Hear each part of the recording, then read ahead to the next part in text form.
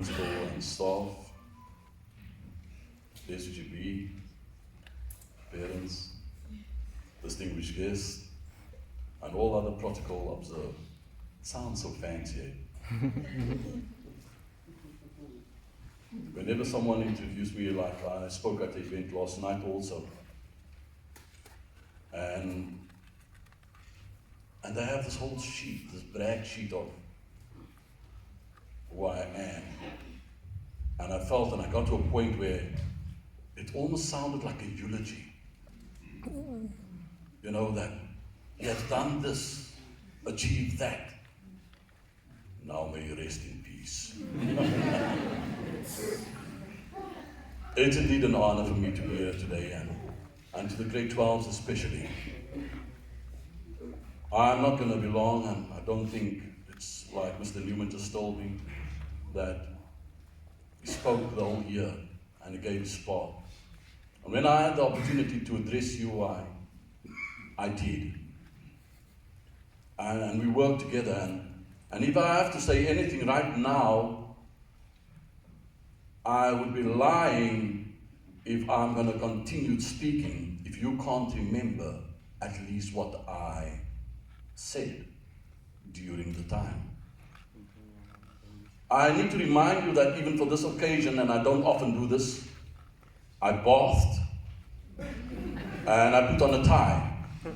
I'm not a tie person. But because of you, I decided I need to put on a tie. So the master of ceremony, she said that, you ask questions, and it's right, because that's the only way that you can know whether the person that is there on the other side, whether they took note of you the first time around.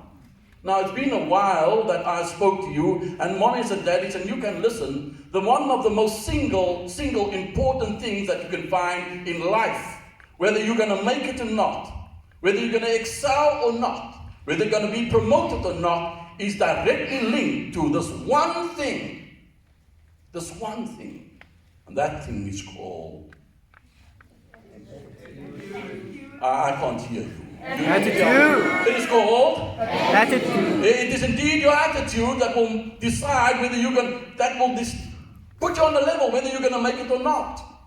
You can decide on that. Now, I want to talk to you about a few other things. You see, there's something called Murphy's Law, whether you like it or not. You can be all jacked up, and you can have a positive attitude, but when you go outside here right now and it starts raining and your hair starts mincing, then you start seeing things differently. So on that note, and I'm almost done. Ooh, what a lie. I need to tell you that Murphy's Law is forever there. Things don't always pan out the way you'd want it to happen. Sometimes the pawpaw hits the fan.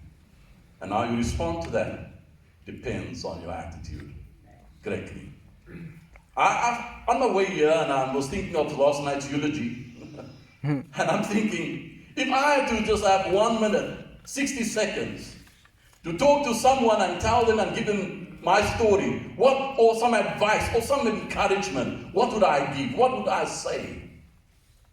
And believe me, and I was thinking about this, and I know that there is 7.5 billion people on planet Earth, and I have the privilege to talk to an individual, unheard. Man, you are here for a purpose, and my word to you would be the best that you can be.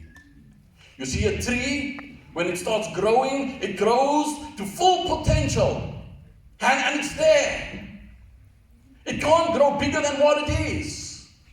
A turtle dove, it will grow to its full potential, and it will fly, it will stay there. An ostrich will grow to its full potential. And so a cow and a bull and a sheep and whatever. But we as human beings, because we have a choice, we can decide whether we're going to grow to our full potential or not. You can. And I can tell you now, without a shadow of a doubt, seldom you find people growing to their full potential.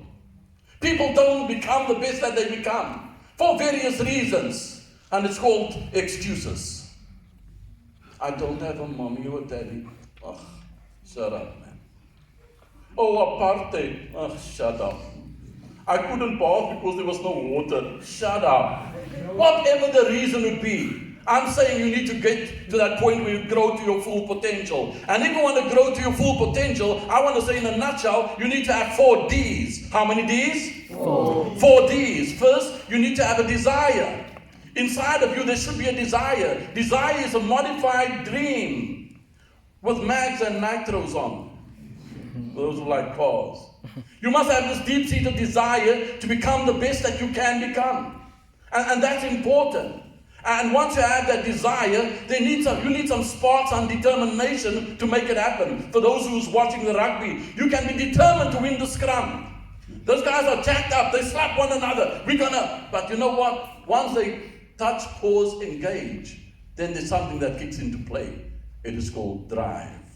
You need some drive. You need to do something. Once the drive is in there, oh my word, heaven knows how far you can push.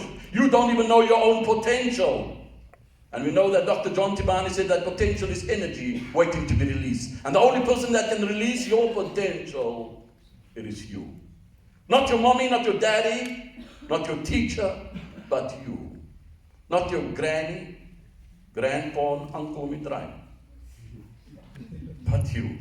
You can release your potential. But if you want to release your potential and really just make it happen, then you need to have the right attitude. Which brings us to the 4th. Now, let me give you the last D, and it's called discipline. Discipline is what is key. That is the 4th D. Let me go through it again. 1, you need to have a what? A desire. Then you must be determined. Come on, then you need some. And then you must be disciplined. And when sometimes you stumble and you fall, but you get up, because it's not over yet. For that will take you to the right. Oh, beautiful. The mummies are worrying, and those who forgot. Let me do this again. This is a Z in the old Zorro movies. Remember? We used to watch Zorro movies, the guy with the whip. And then after you've clobbered his enemies, you take out this whip, and you whip a Z out. And that Z, and this is a Z, by the way, and it stands for zone. Now, I must tell you how the zone story works. So, with all this eulogy stuff happening in my life, I decided that I want to do stuff that I've never done before. I even want to eat food that I've never ate before. And I can tell you now, I'm useless when it comes to directions. And coming up here, I passed Nando's, and I saw this small place on the corner, and I wonder what it is that they are good at.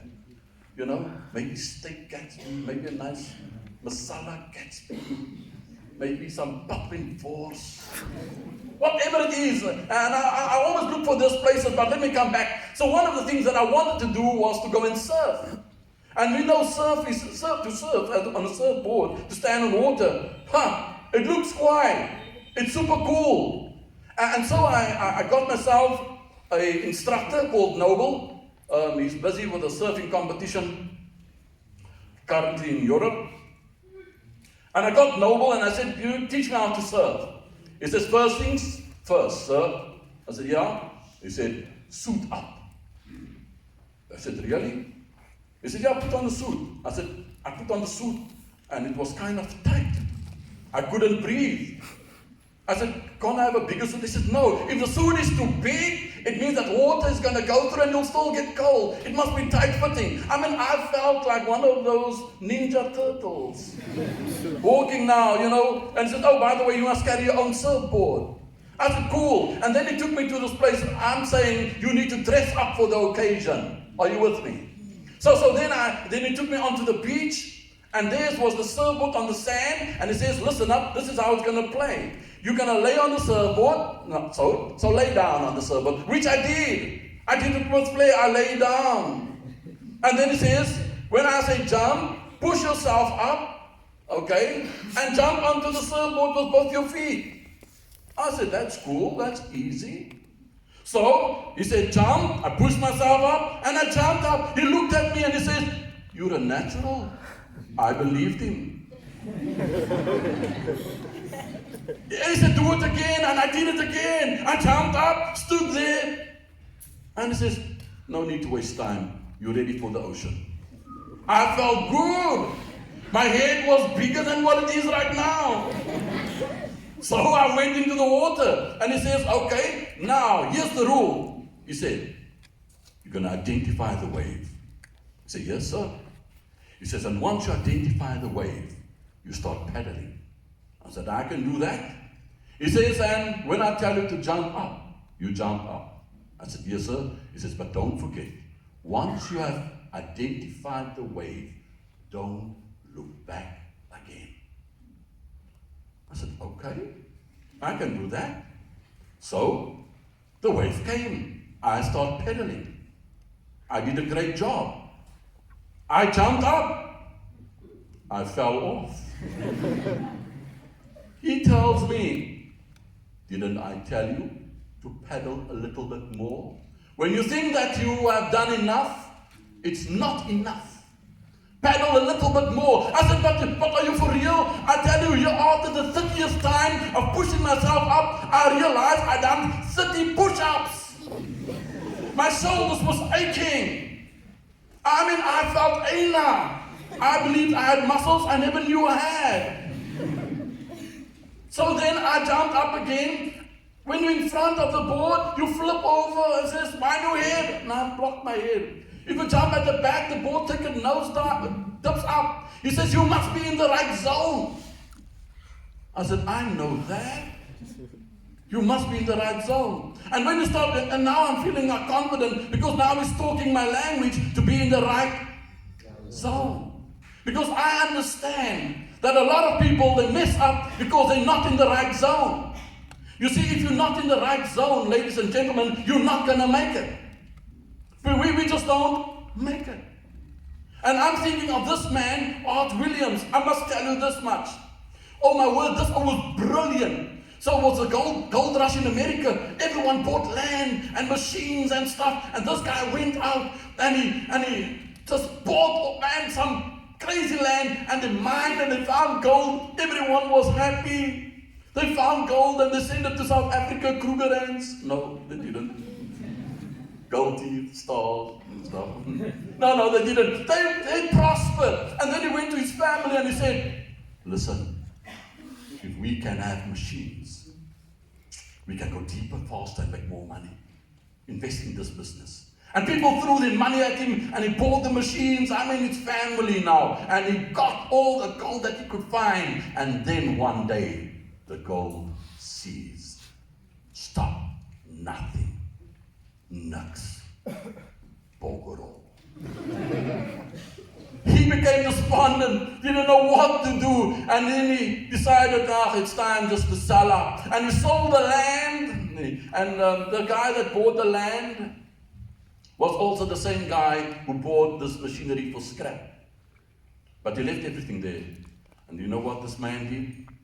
He went back to the experts, like you would go to your teachers. He went to the experts and he said, tell me, how does this and that work? Because obviously, that guy wasn't in the right zone. And he says, no, you're right, he wasn't in the, he should have just persisted a little bit more. 3 feet more. 3 feet is like a meter, right? 3 feet, less than a meter in fact. He said, and this guy just went on straight, knocked the 3 feet, and he had a killing in gold. He made it, and the guy, can you imagine what it did to the man that just sold him the mine and all the equipment? He said, I stopped 3 feet short. But this oak also knew his potential, Art Williams. You know what he did? He started selling insurance policies. And he made more money out of selling insurance policies than he would make out of mining and digging for gold. And they asked him, wait, hold on. What is your take on this? And he made a few things statements, and I want to share this with you. He said, listen, first and foremost, whenever I sell an insurance policy to any person, I don't want to quit because I might just be 3 feet short of clinching the deal. He says, and another thing that I've learned is that the wealth of this earth, this universe, it is not in the ground, but it's between the ears of man. Do you understand what he said? The wealth is here between your two temporal lobes. That's where the wealth, your brain, your uniqueness, it's there. This is is a springboard for what's going to come. Damien has been here 4 years ago. He's going to entertain us now. But listen to what I'm saying. That keep on going. When you feel that you want to quit, keep on going. And I really need to finish up because I was thinking of sharing with you the 4 platinum chunks. Maybe I should just mention it to you quickly. Right now, during your exam times, we know it's not over yet, but this is the 4 platinum chunks. Keep the main thing the main thing. Don't confuse the issues now. Your main thing is to pass your grade 12 exam and to pass it well. 2, remain focused. Oh, the word focus is an acronym. What does the word focus stand for? Focus on cause until successful. This time we need to remain focused. 3, keep momentum. Work on it.